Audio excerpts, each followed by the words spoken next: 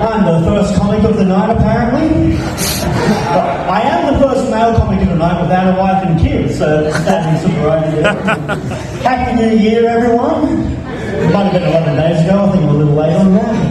But yeah, not married, no kids, but I am trying to get back into dating this year, because last year a female friend gave me lots of advice. She told me how to know when a date has gone bad. For example, she told me if you go out and get food and the girl I'm dating offers to pay, apparently the date went bad. If I pay, date went well, she pays, date went bad. That just sounds like a win-win scenario for me. Like, either I had a good date or I got a free meal. I prefer the free food, honestly. Because any date where I get free nachos is a good date, in my opinion.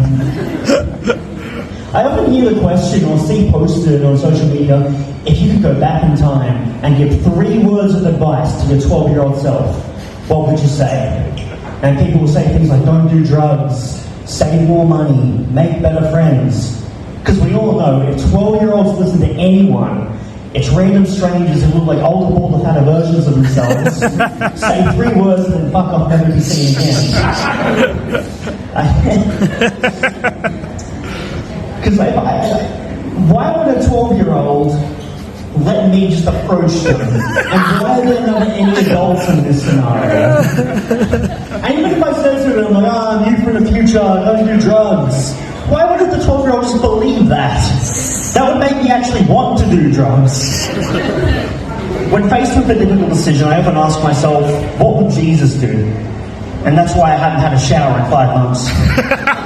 Like, people worship the guy, but he fucking stank. He didn't even have toothpaste. I'm a disability support worker, and one thing I'll tell you about being a disability support worker, something that we love to see, it's really good, it's when our clients have big dicks. I'm not kidding. Like, not for any sexual purpose, but we often have to clean the things or like put them in a bottle and pee. And when there's a dick that's like a little nub with like a whole arm of foreskin around it, kind of hard to wash, kind of hard to put in a bottle because the rest of the body's in the way. And then the foreskin's covering the urethra, so piss just goes everywhere. Big dicks, however, it's just right there. You can just wash it. Just put it inside a urine bottle and it just pees. I see where girls are coming from right now. Big dicks are the best in so many ways. I'm just trying to help a man pee. My cousin's getting married this year. He sent me the save the date. So I put it on my fridge and I saved the date, noted where, when and everything. And then him and his fiance said they're going to send the invites out later to let me know that I'm invited to their wedding, that they've already sent me all the details to on the save the date. Just so I know I'm invited. This is apparently a very common thing with weddings. Can you imagine if I wasn't invited and they sent me to save the date anyway? Like, save the date for our wedding, so you can send us a congratulatory text message or something on the day. It's at Panorama House. We don't want you there. We just want to show off. And then, yeah, my cousin and his fiance said that after they get married, eventually they're going to try and have kids, which sounds awful.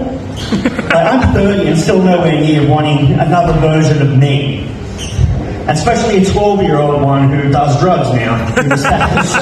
That could happen. But no, people always say I'm great with kids. They say, oh, you'd be a great dad because you play with kids, you make them laugh and all that. That's not a clear indicator of a good father. Because there's no better joy in life than being a father. I'll see a kid like once every 2 weeks while his parents are still there. I'll make the kid laugh every 3 hours, but then I fuck off and don't have to see the kid again for 2 weeks. I'll be a great father. If there was a dad who saw his kid once every 2 weeks, for 3 hours at a time, while the parent was still there, then fucked off and never didn't even think about the kid again for 2 weeks, you wouldn't call him a good father. Maybe you would. Have you seen some fathers? But, you know, I don't want kids, but like, I like kids. Like, I like entertaining them, making them laugh and everything, but I also like smoking weed sometimes. Like once every 2 months. Which you then go, oh, you'd be an amazing 24/7 stoner. You're so good at smoking weed. I'm really not. Now, you should just give up all hobbies and social life and just smoke weed all the time. There is no greater joy in life than becoming a chronic stoner. I'll give you back to the head now.